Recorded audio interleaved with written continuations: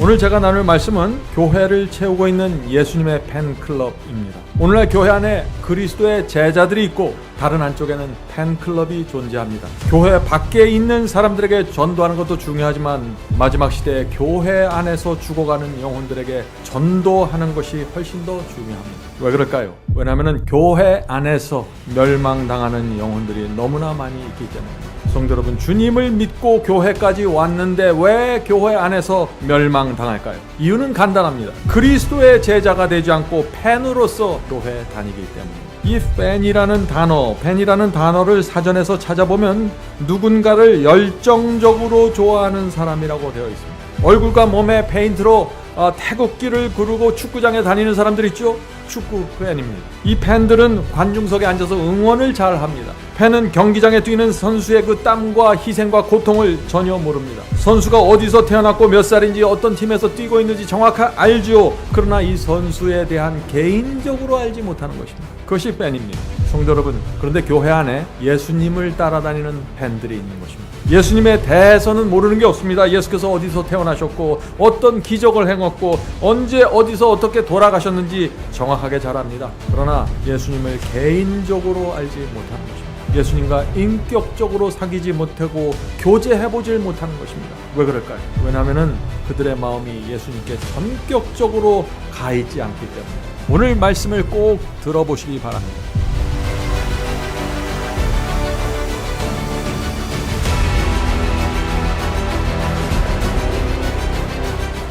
이사야 29편 13절에 이런 말씀이 있습니다. 이사야 29편 13절입니다. 주께서 가라사대 이 백성이 입으로는 나를 가까이하며 입술로는 나를 존경하나 그 마음은 내게서 멀리 떠났나니. 이것이 교회 안에 있는 팬들의 모습입니다. 오늘날 교회 안에 입술로만 믿는 주님의 팬들이 정말 많이 있죠. 그리스도를 따라다니는 이 팬클럽도 겉모습은 좋아 보입니다.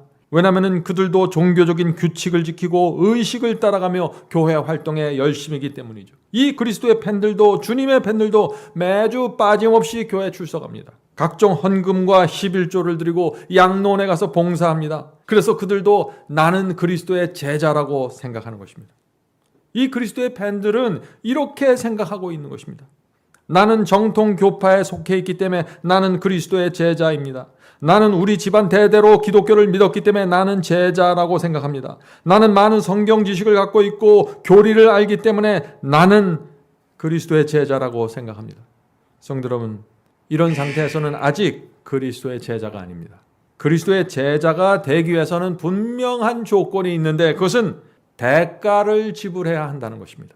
대가를 지불하지 않고 누구도 그리스도의 제자가 될 수 없는 것입니다. 말씀대로 살기 위해서 좁은 길을 걷기 위해서 대가를 지불한 사람들, 그들이 그리스도의 제자입니다. 진리에 충성하기 위해서 희생하고 손해보는 사람들, 이들이 제자입니다. 이 가수들이나 배우들이 나타나면 열광하는 팬들이 있죠. 이 팬들이 갖게 되는 독특한 현상이 있습니다. 그것이 무엇일까요? 그것은 이 팬들은요, 아이돌 가수나 이 배우들이 나와 결혼해 줄 것이라고 착각합니다. 여러분들 믿어지세요? 많은 팬들이 저 가수, 저 배우가 결국 나와 꼭 결혼할 거야 라는 생각을 하면서 산다는 것입니다. 특별히 청년들 중에 그런 팬들이 많다고 합니다. 그런데 놀라운 것은요, 교회 안에도 그런 사람들이 있습니다. 그리스도를 따라다니는 이 팬들도 환상을 갖고 있는데 그건 뭐냐면은 주님이 누군지 잘 모르고 주님의 뜻이 뭔지 모르지만은 그리스도는 내 신랑입니다 라고 주장하는 사람들이 많이 있다는 것입니다. 그래서 그분들은 이렇게 말합니다. 비록 내가 날마다 주님과 동행하지 않지만 주님보다 세상을 더 사랑하지만 예수께서는 내 신랑이시기 때문에 반드시 나를 하늘 집으로 데려가실 것입니다. 오늘 교회 안에 이런 오해를 하고 있는 사람들이 정말 많이 있습니다. 기독교 안에 거대한 팬클럽이 형성되어 있는 것입니다. 그리스도를 따라다니는 팬클럽 말이죠. 성도 여러분, 그리스도의 제자와 팬 사이에 있는 가장 뚜렷한 차이가 무엇일까요? 이 팬은 입술로 주님을 믿는다고 말하는데 제자는 예수님을 따라 좁은 길을 걷습니다. 이 팬클럽은 기도하고 찬양하지만 제자는 자신의 삶을 주님께 바칩니다. 이 팬들은 멀리서 주님을 바라보면서 박수치고 좋아하지만 제자들은 십자가를 지고 주님을 따릅니다. 성도 여러분, 제자와 팬 사이에 존재하는 분명한 차이가 있습니다. 여러분들 그 차이를 보십니까? 예수님 당시에 니고데모가 있었습니다. 이 니고데모는 사내들인 회원이었고 유대교의 높은 지위를 가지고 있었습니다. 그런데 그는 다른 바리새인들과 달리 예수님에 대해서 관심을 갖고 있었습니다. 니고데모는 예수께 가고 싶었지만 갈 수가 없었습니다. 왜 못 갔을까요? 왜냐하면 예수님의 제자가 되려면 고립당하고 교회에서 핍박당하기 때문입니다. 대가를 지불해야 하는 것입니다. 그래서 제자가 되지 못하고 멀리서 바라보기만 하는 것입니다. 그 당시 유대교에서 예수님은 인기가 없었습니다. 교회 지도자들이 모두 예수님을 경계했고 싫어했습니다. 그래서 니고데모도 조심스러웠던 것이죠. 남몰래 예수님의 팬으로만 남아있는 데는 문제가 없었습니다. 잃어버릴 것이 없었습니다. 그런데 예수님을 만나서 그분의 제자가 되려면은 니고데모의 인생이 송두리째 흔들려 버리는 것입니다. 그래서 니고데모가 밤에 그리스도를 찾아가기로 결정한 것입니다. 자, 그 말씀이 요한복음 3장 2절에 있죠. 요한복음 3장 2절입니다. 그가 밤에 예수께 와서, 성도 여러분, 예수님의 제자가 되고자 할 때 어떤 사람들은 직장이 흔들릴 수 있는 것입니다. 주변 사람들의 인정과 평판을 잃어버릴 수 있습니다. 어떤 때는 외롭게 홀로 남겨집니다. 남들의 이해를 받지 못합니다. 그래서 많은 사람들이 예수님의 팬으로 남겨지게 되는 것입니다. 제자가 되기 싫은 것이 아니라 제자가 될 때 위험이 따르기 때문에 팬으로 남는 것이죠. 예수님의 팬들에게 특징이 있습니다. 그것은 예수님 때문에 삶이 조금 변하고 흔들리는 것은 감수할 수 있지만 예수님 때문에 내 삶이 뿌리채 흔들리는 것은 결코 용납할 수 없다는 것입니다. 팬은 그저 자신의 인생을 약간만 손질하면서 예수님을 따라가기 원하는 것입니다.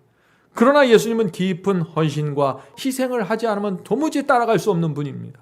이 세상이 그런 것을 허용하지 않는 것입니다. 사탄이 가만히 있지 않는 것입니다. 이 팬들은 교리와 가르침을 받는 데서 멈추지만 예수님은 복음의 경험과 순종하기를 원하시는 것입니다. 예수께서는 이 니고데모가 밤에만 자주 오지 말고 모든 사람들이 지켜보는 낮에도 와서 자신을 만나기를 원했던 것입니다. 니고데모에게 이것은 귀중한 기회였습니다. 유대계 모든 사람들이 예수님에 대한 오해와 잘못된 견해를 갖고 있었는데 이 유대교에서 존경받는 니고데모가 대낮에 그리스도를 찾아간다면 어떻게 될까요? 수많은 유대인들이 예수 그리스도에 대해서 다시 한번 생각하지 않을까요? 니고데모에게 귀한 기회가 주어졌던 것입니다. 그래서 성령께서 니고데모에게 계속해서 역사하셨습니다. 다른 바리새인들과 달리 이 니고데모는 예수님의 생애를 보면서 감동을 받았기 때문이죠.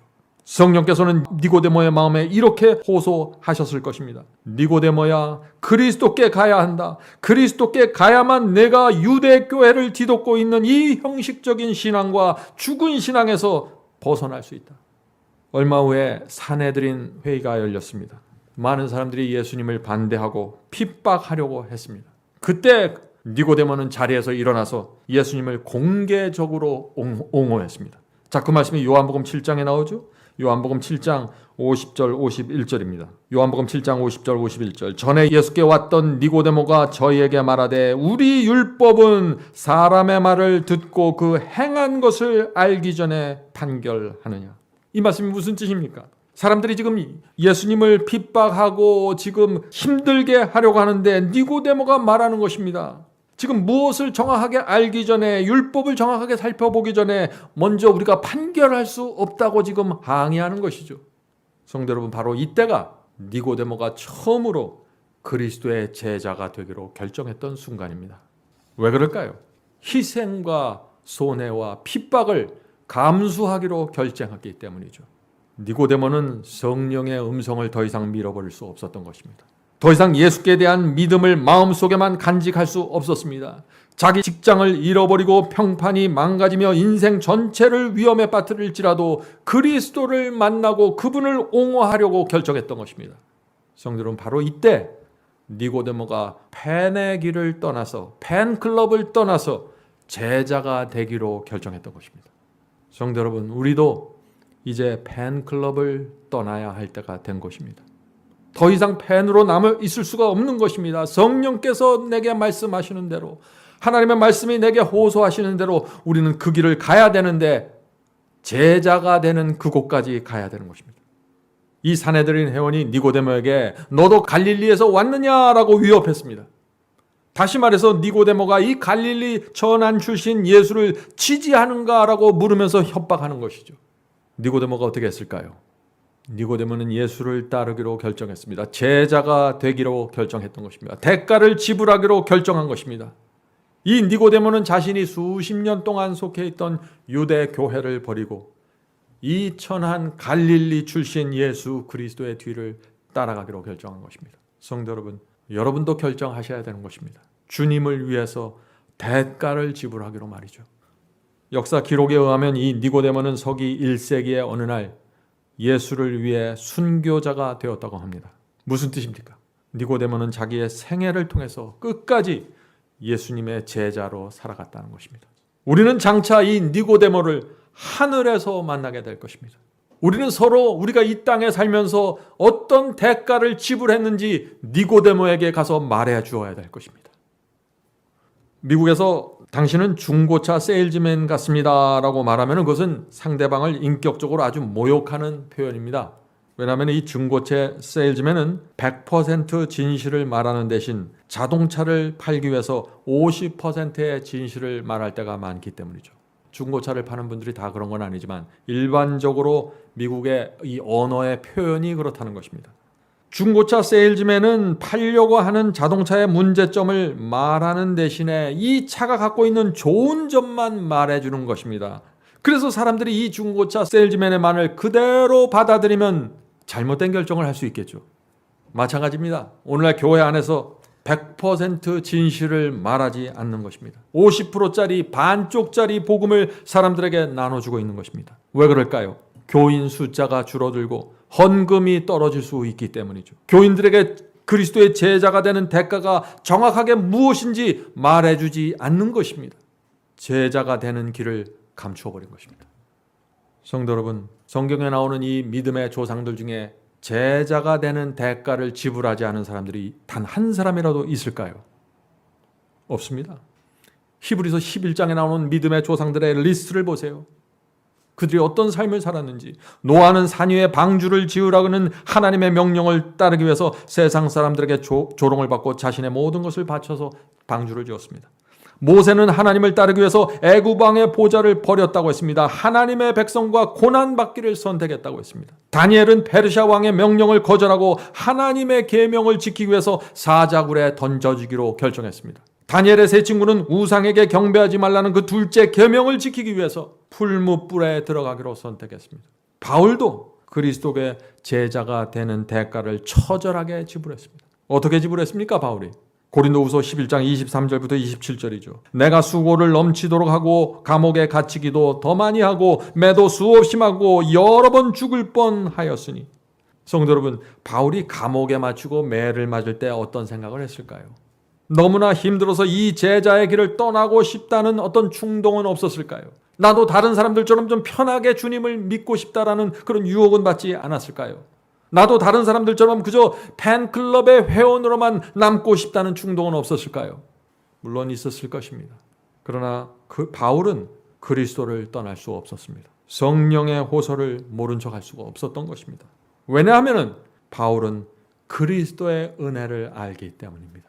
성도 여러분, 우리가 정말 그리스도의 은혜가 무엇인지 안다면 우리는 제자로 부르는 하나님의 부르심에 응답하게 될 것입니다. 자, 계속해서 바울이 지불한 제자 되는 대가를 보겠습니다. 유대인들에게 40에 하나 감한매를 5번 맞았으며 3번 태장으로 받고 1번 돌로 맞고 3번 파선하는데 일주야를 기품에서 지냈으며 여러 번 여행에 강의의 위험과 강도의 위험과 동족의 위험과 이방인의 위험과 신의 위험과 광야의 위험과 바다의 위험과 거짓 형제 중의 위험을 당하고 또 수고하고 애쓰고 여러 번 자지 못하며 줄이며 목마르며 여러 번 굶고 춥고 헐벗었노라. 성도 여러분, 이것이 바울이 살았던 실제 생애입니다. 바울이 방언만 하고 기적을 베풀고 위대한 설교만 했던 것이 아닙니다. 사람들 앞에 스포트라이트만 받았던 것이 아니에요. 바울의 인생의 대부분은 지금 우리가 읽은 이 말씀처럼 수많은 고통이 따랐던 것입니다. 오늘날 현대 그리스도인들이 바울의 신앙과 삶 앞에 서서 부끄러울 필요가 있는 것입니다. 그가 걸었던 길을 보면서 지금 우리가 걷고 있는 이 길과 어떻게 다른지 살펴봐야 하는 것입니다. 오늘날 기독교회는 마치 중고차 세일즈맨이나 텔레비전 쇼핑 호스트처럼 복음을 전하고 있는 것입니다. 좋은 것만 말해줍니다. 말씀을 있는 그대로 전하지 않습니다. 100%의 진리를 말해주지 않는 것입니다. 그래서 사람들이 100%의 진리가 왔을 때는 당황하는 것입니다. 이것이 진짜 맞는 것인가? 사람들의 마음에 부담을 주는 설교, 듣기 싫어하는 진리는 최대한 감추려고 노력하고 있죠. 세속적이고 정욕을 만족시키는 말씀을 강조함으로써 사람들의 마음을 모으고 있는 것입니다. 그래서 요즘 많은 사람들이 이런 설교를 좋아합니다. 구원의 조건은 오직 믿음입니다. 순종과 성화는 구원의 조건이 될 수 없습니다. 예수를 영접하고 믿으면 누구나 영생을 받을 수 있습니다. 예수님을 믿으면 칭의를 받고 불타는 지옥을 피해서 낙원에서 영원히 살 수 있습니다. 성도 여러분, 이런 설교를 조심해야 하는 것입니다. 이런 설교는 제자가 되는 길을 숨기는 설교입니다. 그런 설교를 따라가면은요, 아무리 오래 교회 다녀도 예수님의 팬클럽 회원에서 벗어날 수가 없는 것입니다. 성도 여러분, 여러분은 제자입니까? 팬입니까? 만일 여러분이 예수님의 팬이라면은 이런 신앙을 할 것입니다. 자, 이 말씀을 들어보세요. 나는 예수님을 사랑합니다. 그러나 예수님의 발자취를 따르라는 말은 내게 하지 말아주세요. 주일마다 교회 가는 것은 문제 없습니다. 식사 기도도 열심히 하겠습니다. 자동차 범퍼에 예수님 물고기를 표시를 붙이고 뒷창문에는 I love Jesus 스티커를 붙이겠습니다.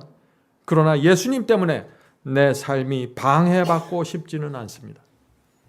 성도 여러분, 누구든지 이런 신앙을 가진 사람이 있다면 그 사람은 그리스도의 제자가 아닙니다. 성경이 말하는 제자의 도는, 제자의 신앙은 이것입니다. 회개 없이는 용서도 없습니다. 죄를 버리지 않는 회개란 없습니다. 십자가 없이 면류관도 없습니다. 자아가 죽지 않으면 생명이 없습니다. 순종하지 않는 믿음은 거짓 믿음입니다. 개혁이 없는 신앙은 자기 기만에 불과합니다. 마음과 생애의 의의 열매가 없는데 성령의 은사가 내게 나타나면 그것은 사탄의 미혹입니다.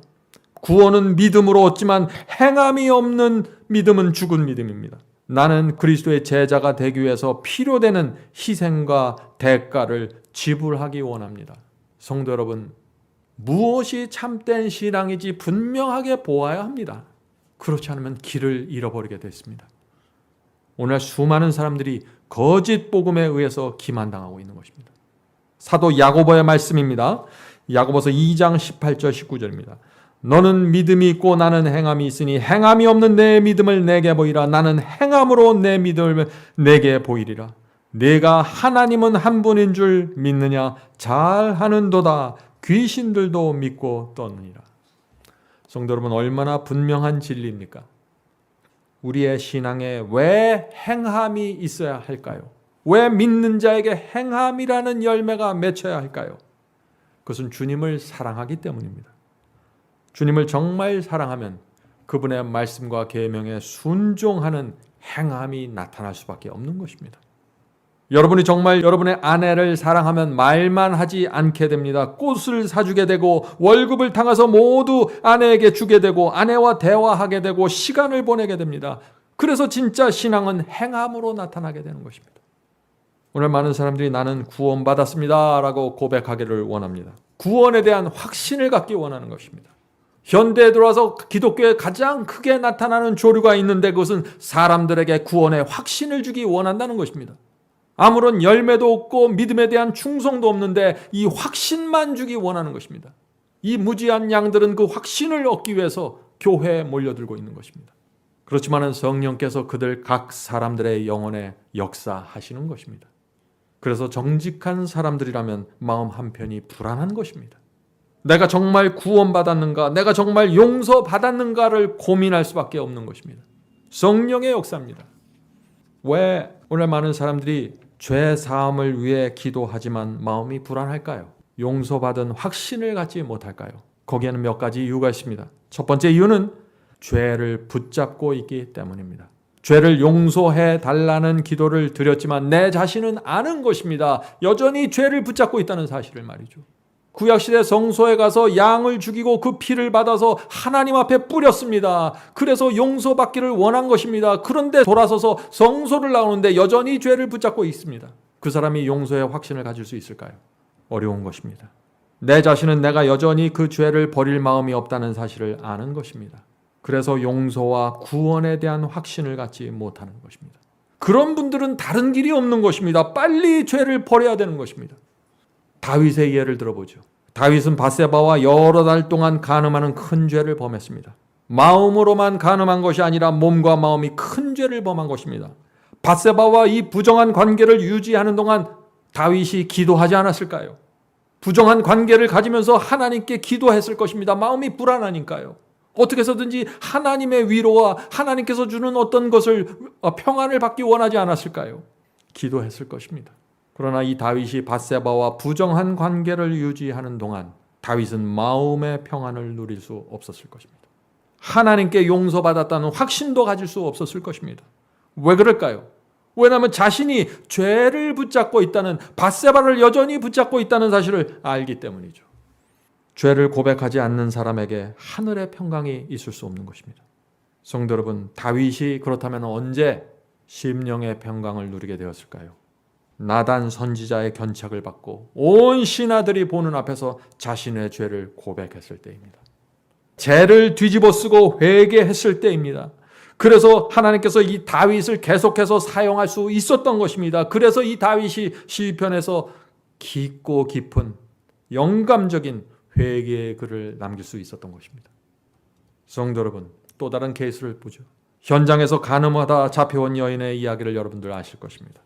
예수께서 그 여인에게 어떻게 말씀하셨나요? 요한복음 8장 11절입니다. 대답하되 주여 없나이다. 예수께서 이르시되 나도 너를 정죄하지 아니하노니 가서 다시는 죄를 범하지 말라 하시니라. 모든 사람들이 그 여인을 돌로 치려고 했습니다. 그런데 예수께서 이 간음하다가 붙잡혀온 이 여인을 불쌍히 보시고 그 여인의 죄를 용서해 주신 것입니다. 그러나 이 이야기는 여기서 끝나지 않는 것입니다. 예수께서 가서 다시는 죄를 범하지 말라고 하셨습니다.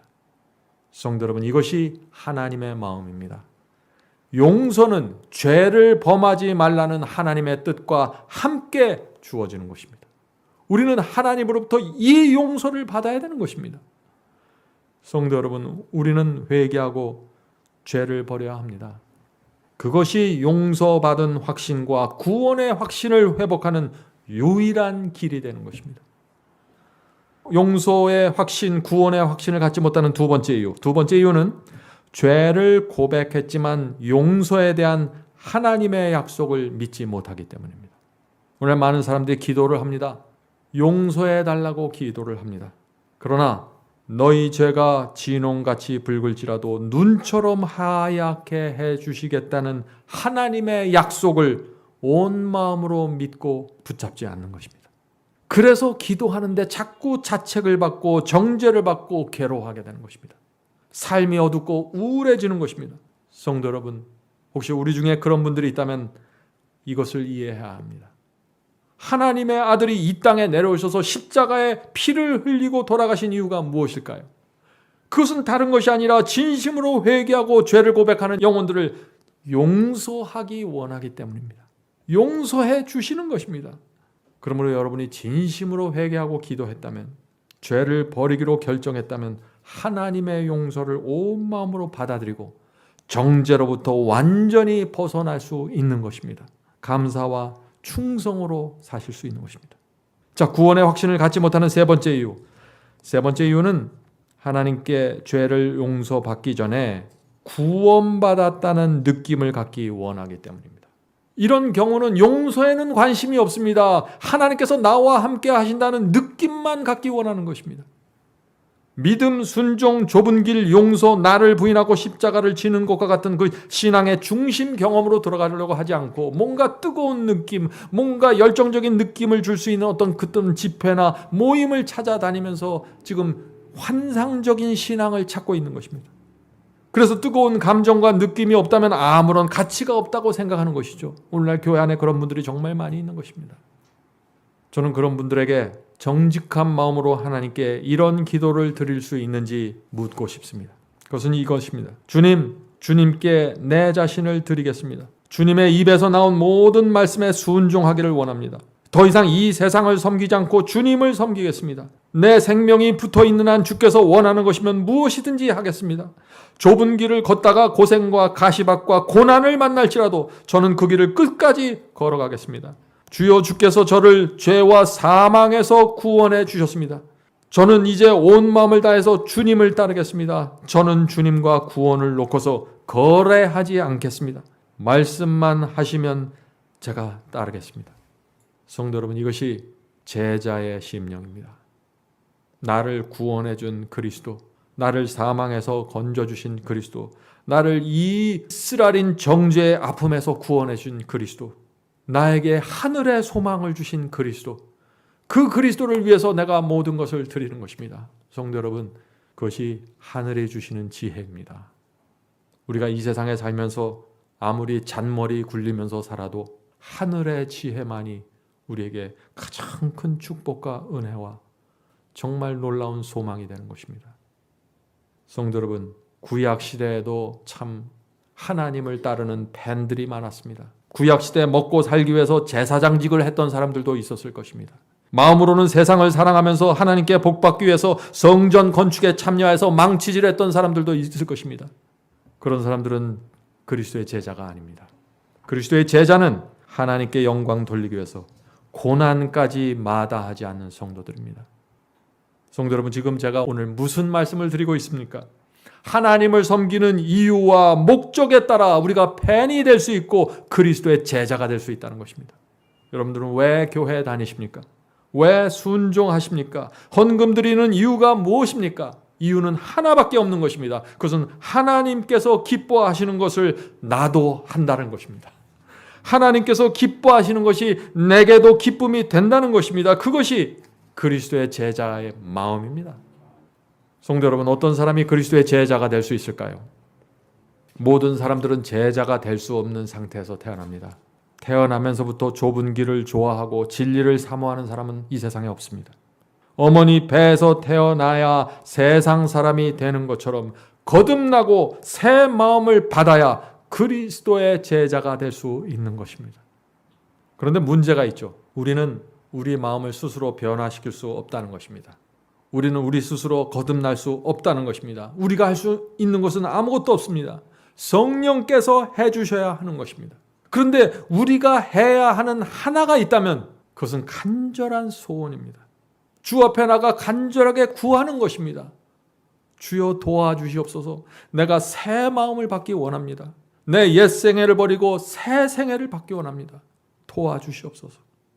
성령께서 우리의 그 마음의 중심을 보시고 마음의 확신을 하시면, 성령께서 확신하시면 우리 속에 들어오셔서 마음밭을 뒤집어 놓는 것입니다. 그런 사람들이 주께서 인도하는 좁은 길을 끝까지 걸어가게 되는 것입니다. 성령께서 우리 마음에 역사하시면은 우리는 그리스도의 마음을 받게 됩니다. 빌립보 2장 5절입니다. 너희 안에 이 마음을 품으라 곧 그리스도 예수의 마음이니.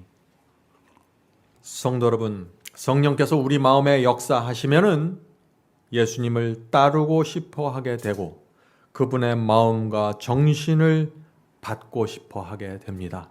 그럴 때 성령께서 그 기회를 놓치지 않고 우리 속에 들어오셔서 예수님의 마음을 만들어 주시는 것입니다. 예수님을 따라가고 싶은 소원과 충동으로 우리의 영혼을 채워주시는 것입니다. 성도 여러분, 혹시 우리 중에 이런 마음과 소원이 올라오는 분들이 있습니까? 성령께서 지금 여러분의 마음에 역사하고 계신 것입니다. 보이지 않는 그 성령께서 바람처럼 여러분께 가셔서 결과를 만들어내기 원하시는 것입니다. 성령을 통해서 우리 마음에 예수의 마음을 품으면은요, 분명한 변화가 생깁니다. 어떤 변화가 생길까요? 우리가 사는 목적이 달라지게 됩니다. 내가 사는 이유가 달라지게 됩니다. 예수께서 원하는 것을 내가 하고 싶어 하게 됩니다. 세상에 속한 습관을 버리고 의의 습관을 갖기 원합니다. 옛 생애를 버리고 새로운 생애를 살고자 하는 충동과 욕망으로 가득 차게 됩니다. 성도 여러분, 오해하지 말아야 됩니다. 좁은 길은 억지로 가는 길이 아니에요. 그것은 선한 욕망과 하늘이 주는 거룩한 충동을 통해서 날마다 자극받고 걸어가는 길입니다. 아무도 그 길을 막을 수가 없는 것입니다. 많은 사람들이 좁은 길을 걷다가 넘어지고 쓰러지면 자꾸 실망합니다. 우리가 이 문제가 무엇인지 정확하게 이해할 필요가 있습니다. 우리의 신앙과 마음은요, 어떤 일시적인 선행이나 순간적인 문제로 드러나는 것이 아닙니다. 그런 것들을 보면서 그 사람의 생애와 신앙을 판단하면 안 되는 것입니다. 그럼 무엇을 봐야 될까요? 지속적으로 표현되는 그 사람의 말과 그 사람의 행동과 생각을 보아야 하는 것입니다. 저와 여러분의 입에서 지속적으로 나오는 말이 무엇입니까? 우리의 삶에서 계속해서 나타나는, 지속적으로 나타나는 행동과 생각이 무엇입니까? 그것이 저와 여러분의 영적인 상태가 되는 것입니다. 한순간의 실수와 넘어짐이 아닙니다. 성도 여러분, 우리는 우리 스스로 노력으로 어느 정도 멋있게 보일 수 있습니다. 도덕적으로 보일 수 있습니다. 사람들에게 존경받기 위해서 예의와 예절을 갖출 수 있습니다. 어떤 이기적인 목적을 위해서 그 사람에게 친절할 수 있습니다. 자존심을 세우기 위해서 누추하고 비겁한 모습을 보이지 않을 수가 있습니다. 이기심을 품고 있지만 겉으로는 너그럽게 행동할 수 있는 것입니다. 자, 그렇다면 우리가 정말 하나님의 사람인지 죄의 종인지, 우리가 하나님과 사탄 사이에 누구의 편에 서 있는지 우리가 어떻게 알 수 있을까요? 누가 우리의 마음을 지배하고 있는가를 보아야 합니다. 우리의 생각이 누구에게 가 있는가를 보아야 합니다. 우리가 누구에 대해서 말하기를 좋아하는지 보아야 하는 것입니다. 우리의 애정과 관심이 어디에 집중되어 있는지 보아야 합니다. 우리가 정말 그리스도께 속한 사람이라면 우리의 생각은 그리스도께 가 있을 것이고 그분을 생각하는 것이 가장 큰 즐거움이 될 수밖에 없는 것입니다. 하나님의 말씀이 인도하는 대로 따라가는 것이 인생의 기쁨인 사람들, 그 사람들이 그리스도의 제자입니다. 하나님의 편에 서 있는 사람들이죠. 성도 여러분, 오늘 우리는 성령께서 역사하는 성도의 그 특징에 대해서 지금 살펴보고 있는 것입니다. 성령의 역사를 받으면 우리에게 어떤 특징이 나타날까요? 우리는 누가 알곡이고 누가 가라지인지 우리는 잘 알 수 없습니다. 그러나 그 나타나는 특징과 열매는 누구도 가릴 수 없는 것입니다. 성도 여러분, 거듭난 성도는요, 주의 재림을 기다리게 됩니다. 왜 그럴까요? 거듭난 성도는 이 세상에 미련과 애착심이 없기 때문이죠. 그래서 온 마음을 다해서 내 신랑 되신 주께서 재림하시는 날을 기다리게 되는 것입니다. 그건 자연스러운 마음의 움직임입니다. 그런 사람은 주님의 깨끗하심과 같이 자신도 깨끗하게 되고 싶은 소원을 갖게 될 것입니다. 그것이 요한일서 3장 3절의 말씀입니다. 요한일서 3장 3절. 주를 향하여 이 소망을 가진 자마다, 주를 향하여 이 재림의 소망을 가진 자마다 그의 깨끗하심과 같이 자기를 깨끗하게 하느니라. 성도 여러분, 이 성령의 역사로 그리스도의 제자가 된 사람에게는 변화가 생기는 것입니다. 그 속마음을 우리는 알 수 없습니다. 그러나 겉으로 드러나는 이 변화를 통해서 우리는 내 스스로 내 진단을 할 수 있다는 것입니다. 전에 미워하던 것을 지금은 사랑하십니까? 성령께서 여러분에게 역사하고 계신 것입니다. 전에 사랑하던 것을 지금은 미워하십니까? 교만하고 자기 주장만 했는데 이제는 온유하고 겸손하기를 가장 원하십니까? 성령께서 여러분에게 크게 역사하고 있는 것입니다. 전에는 허영이 많고 거만했었는데 이제는 침착하고 조심스럽게 살기 원하시나요? 성령의 역사가 여러분에게 이루어지고 있는 것입니다. 전에는 술을 마시기를 좋아했는데 이제 절제를 원하고 방탕하지 않고 깨끗한 삶을 살기 원하시나요? 성령께서 여러분께 역사하고 계신 것입니다. 세속적인 습관과 허영을 버리기를 원하십니까? 외모의 사치와 화려함으로 단장하지 않고 마음을 단장하기를 원하시나요? 성령께서 여러분과 함께 하시는 것입니다. 베드로전서 3장 3절과 4절 말씀처럼 오직 마음에 숨은 사람을 온유하고 안정한 성령에 섞지 아니할 것으로 단정하기를 원하면 성령께서 그 사람과 함께 하시는 것입니다. 성도 여러분, 우리는 성령께서 우리에게 역사하실 때 어떻게 변화되는지 그 경험과 과정을 정확하게 알아야 되는 것입니다. 그래야만 우리가 이 의의 경험을 바라보면서 신앙하게 되는 것입니다. 자, 의의 경험이 모르면은 어둠 속에서 남아있게 됩니다. 의의 경험을 모르면 죽은 교리만 붙들고 살게 되는 것입니다. 의의 경험을 모르면은요, 그냥 어떤 성경의 성경절들을 외워가면서 내 마음을 채우는 것입니다. 허전함과 외로움만 잔뜩 남게 되는 것입니다. 교리를 알고 성경절을 많이 알고 있는데 마음은 비어 있는 것이죠. 그런데 성령이 정말 내 마음에 역사하면은 하나님을 그리워하게 됩니다. 하나님 생각하면 마음에 기쁨이 오는 것입니다. 하나님 말씀을 사모하고 순종하기를 좋아하게 되는 것입니다. 성령께서 깊이 역사하시면 죄에 대한 고민이 생기기 시작합니다. 성령께서 역사하시면 항상 행복만이 있는 것이 아니에요. 죄에 대한 고민이 생기고 동시에 의를 사모하게 되는 것입니다. 내가 어떻게 하면 의를 얻을 수 있을까? 성경을 펼쳐서 기도하게 되는 것입니다. 그런 사람들은 마음이 가난해져서 이 가난한 사람들, 억울한 사람들을 불쌍하게 여기게 되는 것이죠. 삭개오처럼 부정하게 쌓은 재물을 다 주님께 바치고 나눠주게 되는 것입니다. 죄를 자박하고 하나님과 이웃을 사랑하게 됩니다. 성도 여러분, 우리 마음속에 이런 변화가 생겼으면, 이런 변화들이 생기기 시작하면 그 사람은 사망에서 생명으로 들어갔다고 말할 수 있는 것입니다.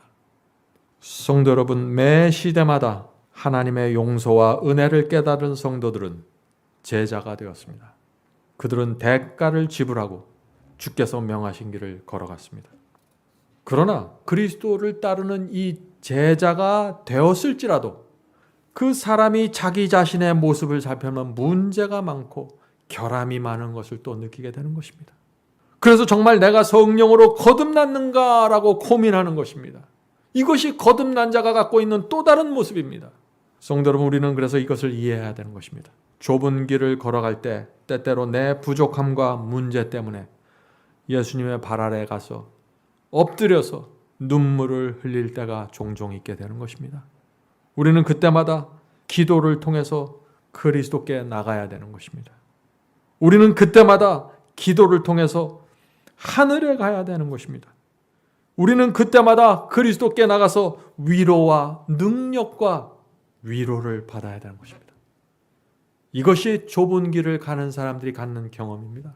그래야만 좌절과 낙담에서 빠져나올 수 있는 것입니다. 하나님께서는 지금 위에 계셔서 우리를 올라오라고 초청하시는 것입니다.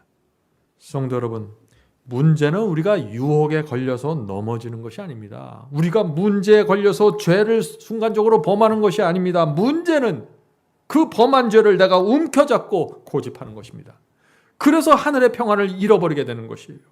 죄에 대한 핑계에서 더 이상 벗어나야 됩니다. 죄를 범했으면 주 앞에 나가 용서받아야 돼요.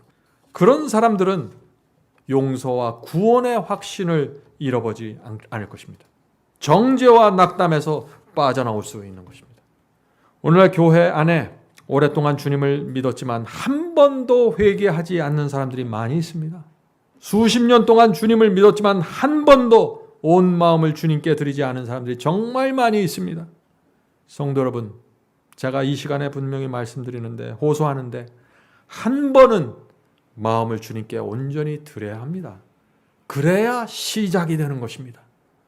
한 번은 주 앞에 나가 숨기고 있는 모든 죄들을 드러내고 붙잡고 있는 모든 죄들을 고백하고 사함 받아야 되는 것입니다. 이런 성령의 역사가 있어야만 우리 속에서 하나님의 역사가 시작되고 맞춰줄 수 있다 하는 것입니다. 그 말씀이 빌립보서 1장 6절이죠. 빌립보서 1장 6절입니다.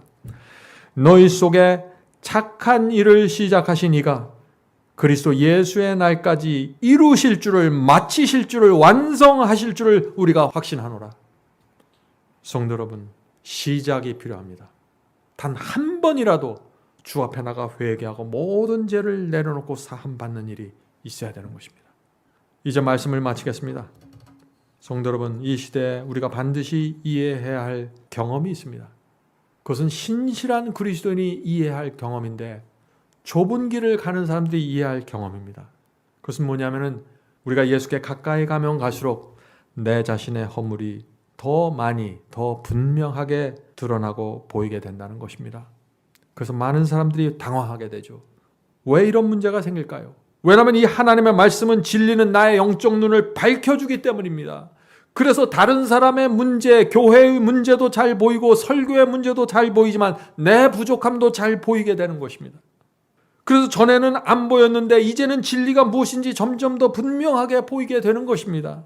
이것은 아주 좋은 것입니다. 그런데 이 경험이 잘못 왜곡이 되면 어떻게 될까요? 이것이 비난과 정죄로 왜곡되는 것입니다.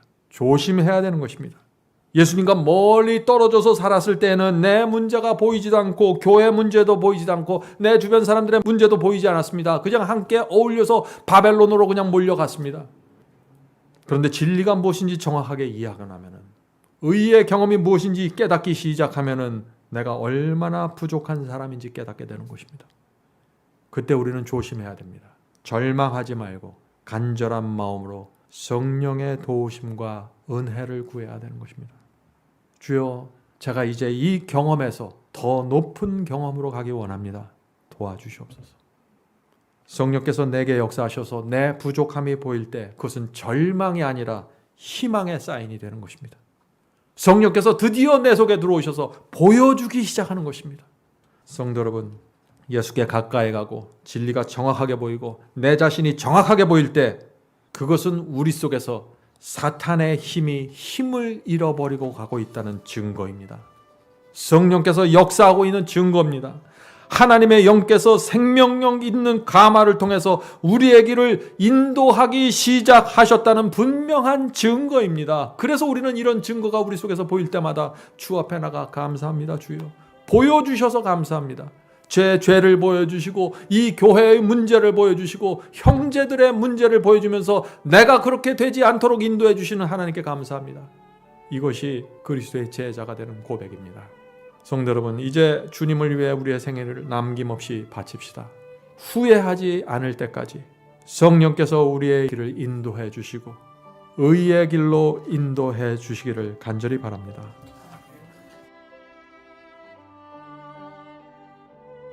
하늘에 계신 저희들의 아버지, 이제 주님께 저희의 사랑과 충성을 바치기 원합니다.